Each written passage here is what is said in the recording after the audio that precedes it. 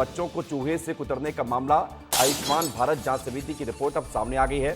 बच्चों की मौत के लिए डीन और अधीक्षक को दोषी ठहराया गया है। अस्पताल में पेस्ट कंट्रोल नहीं किया गया था। डॉक्टर अशोक यादव और डीन डॉक्टर अरविंद घनघोरिया दोषी पाए गए हैं। आयुष्मान भारत जांच समिति की रिपोर्ट में यह बड़ा खुलासा हुआ है। अक्षत हमारे साथ जुड़ रहे हैं। अक्षत, ये बड़ी खबर है क्योंकि इस खबर ने किरकिरी कराई थी मध्य प्रदेश की स्वास्थ्य व्यवस्था की पूरे देश भर में कि कैसे चूहों के कुतरने से मासूमों की जान चली गई। अब ये सामने आ गया है कि डीन और अधीक्षक दोषी पाए गए हैं। क्या खबर पूरी?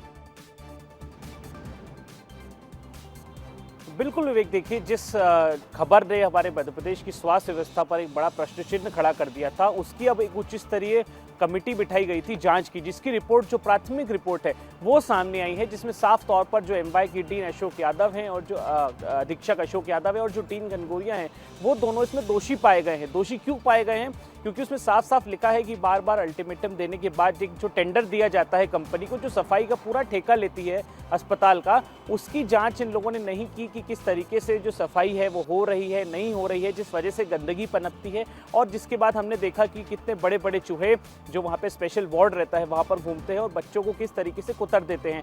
तो साफ तौर पर जो उच्च स्तरीय कमेटी है उसने इसकी प्राथमिक रिपोर्ट में इन दोनों का नाम आया है, इन दोनों को दोषी पाया गया। और साथ ही साथ जो जिस कंपनी को ये टेंडर दिया गया था उसके मैनेजर को भी दोषी पाया गया है, उस कंपनी को भी दोषी पाया गया है। उस पर भी जब कमेटी ने बात करी तो उसमें साफ साफ ये उल्लेख किया गया है कि बार बार जब कमेटी ने कंपनी को तलब करने की कोशिश की तो कंपनी की तरफ से कोई भी रिस्पॉन्स नहीं रहा, जिसके बाद जब जांच की गई तो उस पूरी रिपोर्ट में कंपनी को भी दोषी पाया गया है। लेकिन एक बड़ी बात, चूंकि अधीक्षक एक बड़ा पद होता है और एमवाई एक बहुत बड़ा अस्पताल है, विवेक सरकारी अस्पताल है, उसमें अशोक यादव को भी और डीन जो है दोनों को दोषी पाया गया है।